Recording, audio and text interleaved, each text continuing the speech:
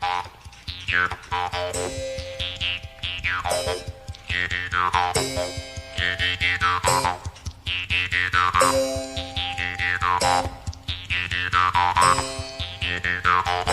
name is Mitali Jain, and I run a new program called the South African Constitutional Literacy and Service Initiative, otherwise known as CLASSI for short. And we train law students currently from the University of Cape Town and the University of the Western Cape to teach constitutional literacy classes in high schools around Cape Town once per week as part of the life orientation curriculum. We have two mock problems, okay? So there are two different cases that we put together, and you're going to be split into half. Half of you will be focusing on one moot problem, the other half of you will be focusing on the other, okay? And by the end of the week, we're going to have you get up and actually present your case just like you're a real lawyer in front of a judge. Okay. ConCamp was our first attempt to bring together learners from the different classes that we teach around Cape Town and give them an intensive experience of working with the Constitution and life at university. So we brought them together for 1 week at UCT, and there were about 70 learners from 11 different schools around Cape Town. And the week was filled with a number of different workshops and activities related to the Constitution, as well as film screenings, discussions, moot court problems. So what we're going to do is we're going to put rights all over in different places, and you're going to choose your favorite right, and you're going to tell us why that's your favorite right. Well, I chose the right to education because without education you can do nothing. I chose the right to life because without the right to life or to life, you can't get your education. There's no use for the housing because you're not alive to live in the house. No one can succeed in life without this one. You can have your education, but without water and food, you cannot go anywhere.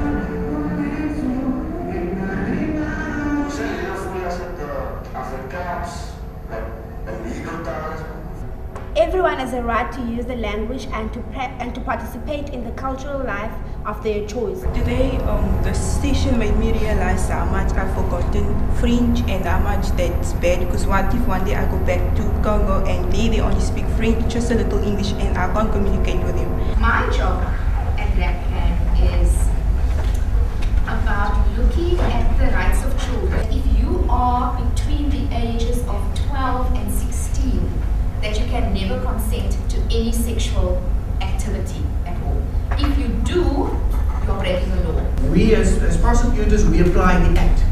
What does the Act say? A person under the age of 12 cannot consent to sexual intercourse, cannot agree to it, cannot in any way engage in sexual activity. I prosecute those matters. This is a film about 7 young people in and around the Cape, and it's really about the choices that they make in a difficult moment, and also how they feel about being like you, being young in South Africa.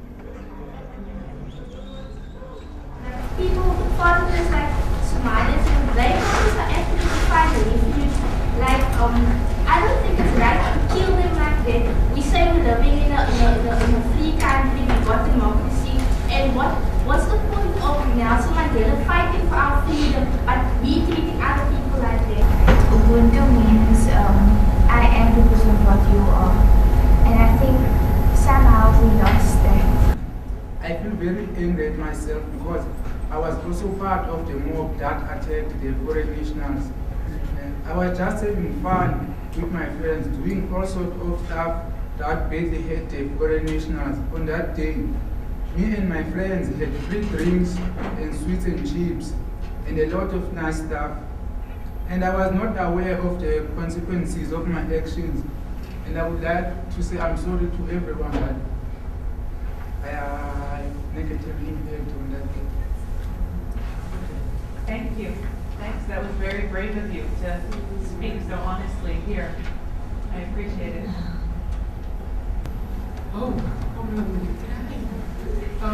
For me to see that our family and the people in it is actually selfish, do not share, and children like us that were trying to actually fix stuff. And I try to tell whoever they are celebrating for being up with, because it takes a lot of honesty to own up to what you've done. One day we took the learners to town where they were able to speak with an advocate at the High Court. This is Advocate Butler, and we told you quite a bit about him, and he's now going to take the time to tell you a little bit about what he does, and we feel your questions.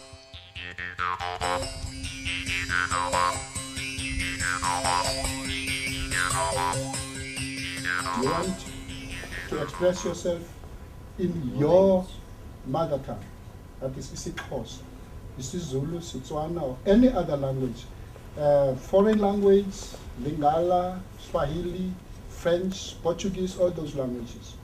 We have interpreters that we can supply to you. The girls this morning who told me that they wanted to make sandwiches for the homeless. Can you put up your hand?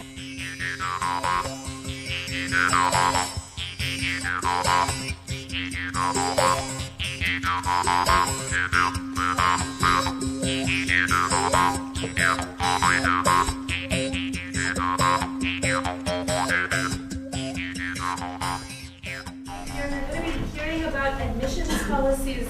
If you're curious about possibly applying to university, this is going to be the session for you. And most of you would be first-time generation considering university or UCT. So, without you knowing, you are sending a message to your brain. It won't happen to me. It won't happen. It won't happen. I must be extraordinary to do before, and guess what? You don't get it. So, what I'm encouraging you to do, defy those messages, and it can happen. It's important that we remember what went on and all the sacrifices that young people made, people your age, at school, and what they gave up so that you could have this freedom. I'm going to name some names of people, and if you know, then put your hand up. Jay-Z, Ashley Creel, Coley Williams. Okay, now what? You notice that most of your hands were up for these people that are sold to us on television all the time, like the Paris Hiltons. The people I mentioned were young people who gave up their lives for our freedom, or from Cape Town. Coley, Ashley Creel, Robert Waterwich, and Anton France. These are all young people who died for your freedom. And you don't know them, eh? Yes. That's kind of scary, eh? You must make the words that you speak real. I mean, you guys are doing, they didn't know the wood court, right? So you're going to have to make real, not only what you say, but your actions. You know, you must be convincing when you tell the judge what.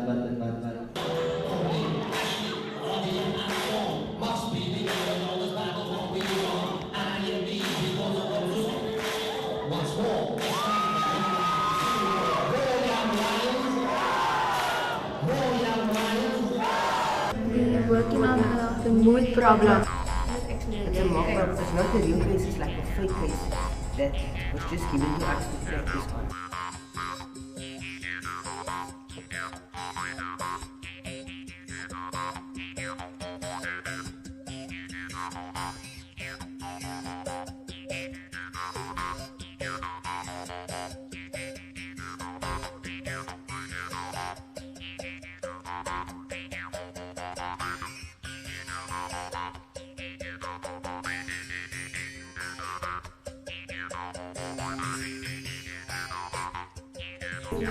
We're working on our mood. It's about language. A girl wants to be taught in Xhosa, but she's unable. Her desire is unable to be met because of school. The law, the policy of the school says it's a medium school, English medium school. So she signed to the school knowing that the school is the English medium school. So we have to. She's our advocate, so we have to support her. So, defend her rights. Because she has the right to be taught in the mother tongue.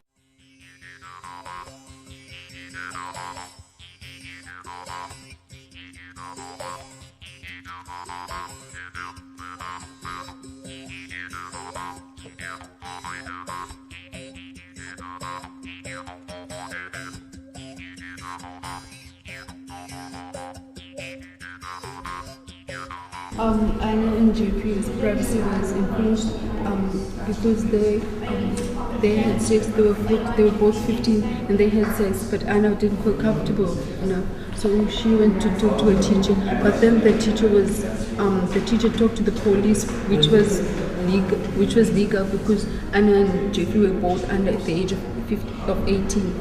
So now we are representing Anna and JP because their privacy was infringed. The teacher shouldn't have spoken to the police. Sure, it's making you think a lot more than what you're supposed to. Like, really go in depth. You take whatever you see and then okay, now you see okay, that doesn't try and make them wrong in a way. Yeah, because you was on the state and you have to back up the state and so everything that is on here is against the state, so you have to try and change what that says. I've enjoyed most of them that I kind of know most of the Constitution out of my head. And I know my rights. And I might sound a bit weird afterwards stating all the rights in the Constitution when I'm defending myself in arguments at school and wherever. My favorite part of the program was that I got the opportunity to meet new friends and meet new people at UCT, and I'm looking forward to the next program like this.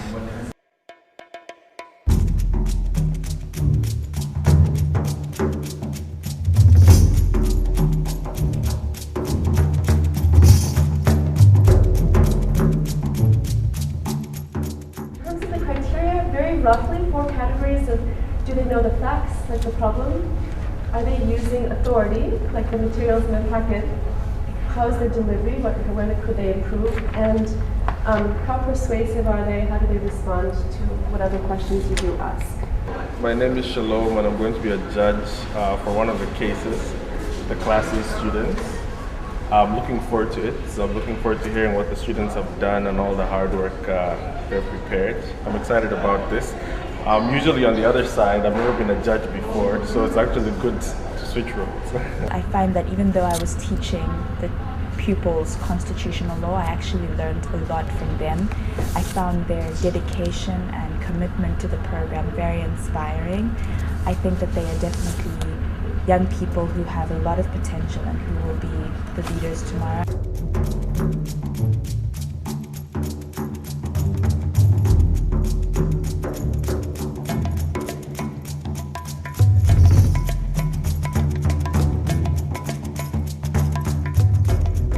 You may begin, Council.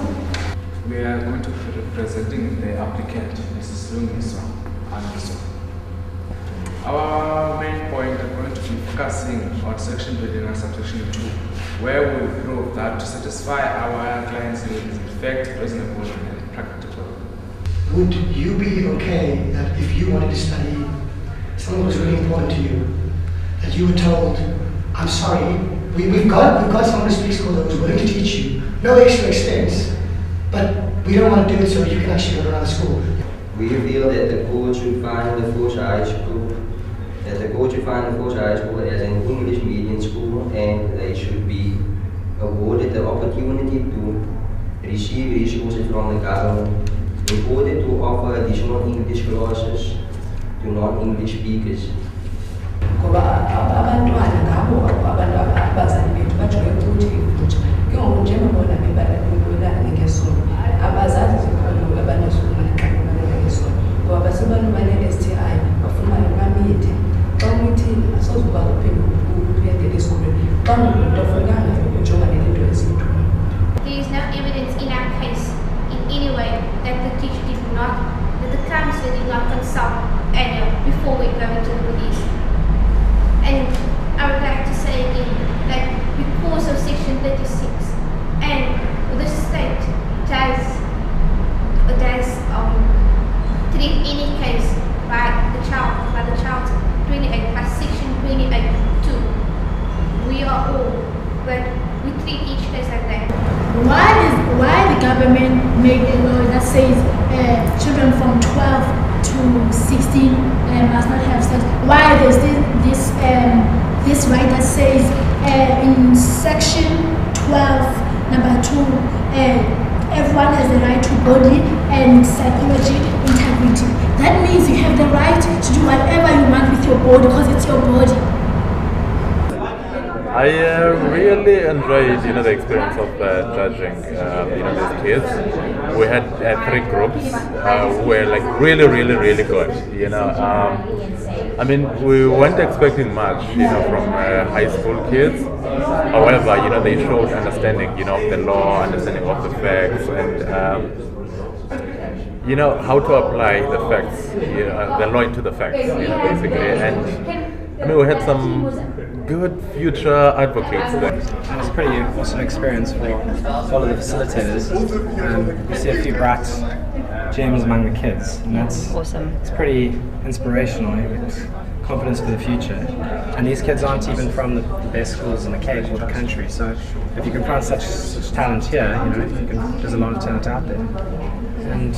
And the best thing is that these kids are committed to improving their situation and the countries.